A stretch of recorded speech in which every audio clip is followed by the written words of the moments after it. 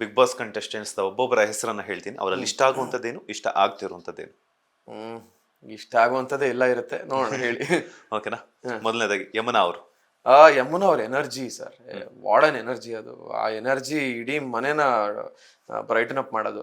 ಆ ಅದು ತುಂಬಾ ಇಷ್ಟ ಆಗತ್ತೆ ನನಗೆ. ಅವ್ರು ಇದ್ದಿದ್ ಒಂದ್ ವಾರ ನನಗೆ ಇಷ್ಟ ಆಗ್ದಿರೋದು ಏನೂ ಇಲ್ಲ ಅವ್ರ ಹತ್ರ. And gold Suresh. Gold Suresh ಅವ್ರು ನಿಜವಾಗ್ಲೂ ಗೋಲ್ಡೆ. ಅವರು ಅವ್ರಿಗೆ ಇಲ್ಲಿಗೆ ಫಿಲ್ಟರ್ ಇಲ್ಲ. ತುಂಬಾ ಇಲ್ಲಿಗೆ ಅನ್ಸಿದ್ದನ್ನ ತುಂಬಾ ನೇರವಾಗಿ ಹೇಳುವಂತ ವ್ಯಕ್ತಿ ಆಗಿದ್ರು. ನಂಗೆ ಅವ್ರು ತುಂಬಾ ಇಷ್ಟ ಆಗ್ತಿದ್ರು. ನಾವಿಬ್ರು ಬೆಡ್ ಮೇಟ್ಸ್ ಕೂಡ ಆಗಿದ್ವಿ, ಒಂದೇ ಬೆಡ್ ಅಲ್ಲಿ ಮಲಗ್ತಾ ಇದ್ವಿ.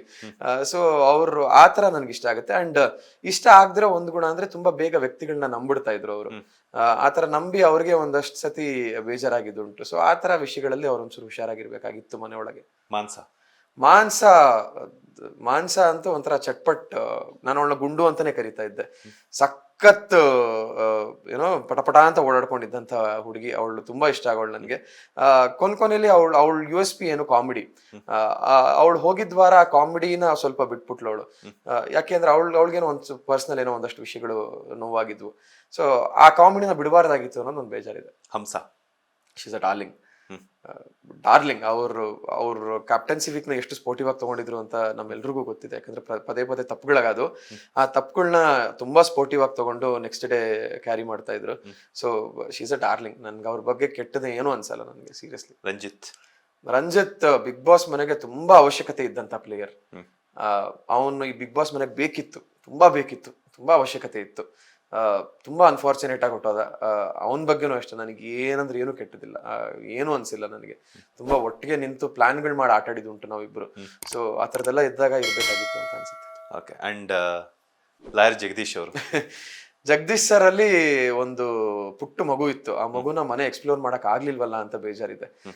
ಹೌದು, ಅವ್ರು ಒಂದಷ್ಟು ಮಾತುಗಳಲ್ಲಿ ಟಾಂಟ್ ಕೊಟ್ಕೊಂಡು ಬೇರೆ ತರ ಮಾತಾಡ್ತಿದ್ರು. ಅದೆಲ್ಲವೂ ಹೌದು, ಅವ್ರ ಕ್ಯಾರೆಕ್ಟರಿಸ್ಟಿಕ್ಸ್. ಅದಕ್ಕಿಂತ ಹೆಚ್ಚಾಗಿ ಅವರಲ್ಲಿ ಒಂದು ಫನ್ ಸೈಡ್ ಪರ್ಸನ್ ಇತ್ತು.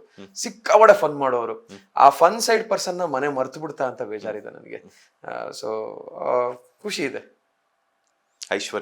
ಐಶ್ವರ್ಯ ತುಂಬಾ ಮೆಂಟಲಿ ತುಂಬಾ ಸ್ಟ್ರಾಂಗ್ ಆಗಿರುವಂತ ವ್ಯಕ್ತಿ. ಯಾಕಂದ್ರೆ ಹೊರಗಡೆ ಪ್ರಪಂಚದಲ್ಲಿ ಅವಳು ಹೇಗಿದ್ದಾಳೆ ಅಂತ ಎಲ್ರಿಗೂ ಗೊತ್ತಿದೆ, ಯಾವ ತರ ಕಷ್ಟಗಳನ್ನ ಫೇಸ್ ಮಾಡಿದಾಳೆ ಅಂತ. ಅಂಡ್ ಆ mental stability and mental strongness ತುಂಬಾ ಇದೆ. ನೀವೇ ನೋಡಿರ್ಬೋದು, ಎಷ್ಟೊಂದ್ಸತಿ ಮನೆಯಿಂದ ಬಟ್ಟೆ ಬರದೇ ಇದ್ದಾಗ ಇದನ್ನೆಲ್ಲ ಅವಳು ಆ ಕ್ಷಣಕ್ಕೆ ರಿಯಾಕ್ಟ್ ಮಾಡ್ತಿದ್ಲು, ಆಮೇಲೆ ಬಿಟ್ಬಿಡ್ತಿದ್ಲು. ಯಾವತ್ತೂ ಅದನ್ನ ವಿಕ್ಟಿಮ್ ಕಾರ್ಡ್ ತರ ಪ್ಲೇ ಮಾಡ್ಲೇ ಇಲ್ಲ ಮನೇಲಿ ಅವಳು. ಸೊ ಅದ್ರ ಬಗ್ಗೆ ತುಂಬಾ ಖುಷಿ ಇದೆ. ಬೇಜಾರು, ಹೌದು ಬೇಜಾರು ಒಂದ್ ಕಡೆ. ವಾಯ್ಸ್ ಔಟ್ ಮಾಡ್ಬೇಕಾಗ್ತಿತ್ತು ಅಂತ ಅನ್ಕೋತಾ ಇದ್ದೆ ಒಂದಷ್ಟು ಕಡೆ. ಈ ವಾರ ಅದನ್ನೆಲ್ಲ ನಾನು ಅನ್ಕೊಂಡಿದ್ದೆಲ್ಲ ಸೇರ್ಸ್ಕೊಟ್ಬಿಟ್ಟಿದ್ದಾಳೆ ಅವಳು ಈ ವಾರ. ಸೊ ಬೇಜಾರು ಯಾವ್ದ್ರ ಬಗ್ಗೆನೂ ಇಲ್ಲ. ಮೋಕ್ಷಿತಂಗೆ ಒಂದಷ್ಟು ಕ್ಲಾರಿಟಿಗಳ ಅವಶ್ಯಕತೆ ಇತ್ತು. ತುಂಬಾ ಕ್ಲಿಯರ್ ಆಗಿ ಕ್ಲಾರಿಟಿ ಸಿಕ್ಕಿದೆ.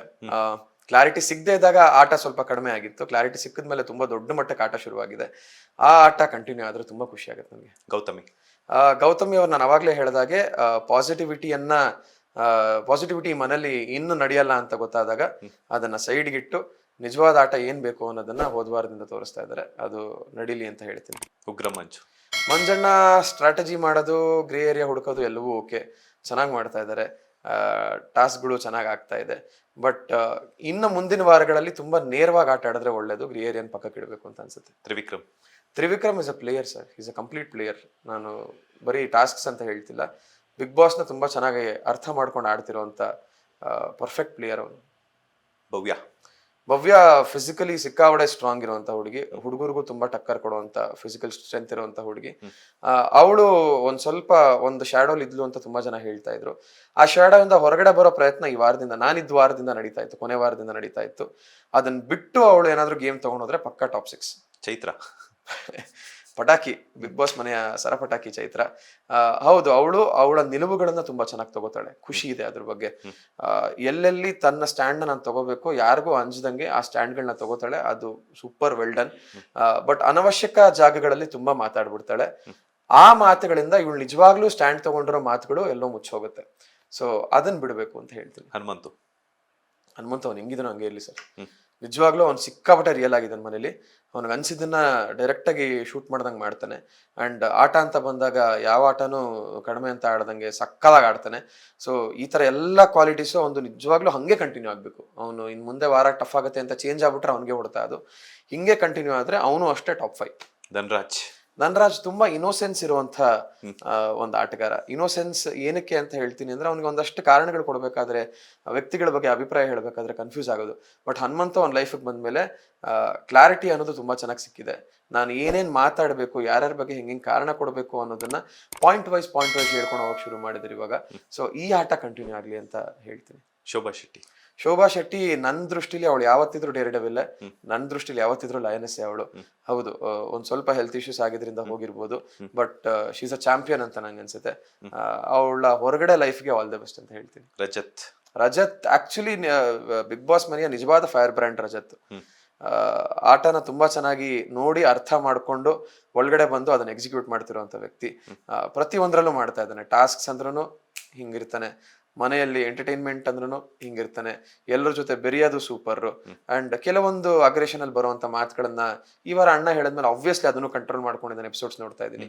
ಸೊ ಕಂಪ್ಲೀಟ್ ಪ್ಯಾಕೇಜ್ ಅಂತ ಹೇಳ್ತೀನಿ ನಾನು. ಲೇಟೆಸ್ಟ್ ಹಾಗೂ ಇಂಟ್ರೆಸ್ಟಿಂಗ್ ಸುದ್ದಿಗಳಿಗಾಗಿ ಬಾಸ್ ಟಿವಿ ಕನ್ನಡ ಚಾನೆಲ್ನ ಸಬ್ಸ್ಕ್ರೈಬ್ ಮಾಡಿ, ಹಾಗೆಯೇ ಬೆಲ್ ಐಕಾನ್ ಪ್ರೆಸ್ ಮಾಡಿ. ಇದರ ಜೊತೆಗೆ ಫೇಸ್ಬುಕ್, ಇನ್ಸ್ಟಾಗ್ರಾಮ್, ಎಕ್ಸ್ ನಲ್ಲೂ ಮಿಸ್ ಮಾಡದೆ ಫಾಲೋ ಮಾಡಿ.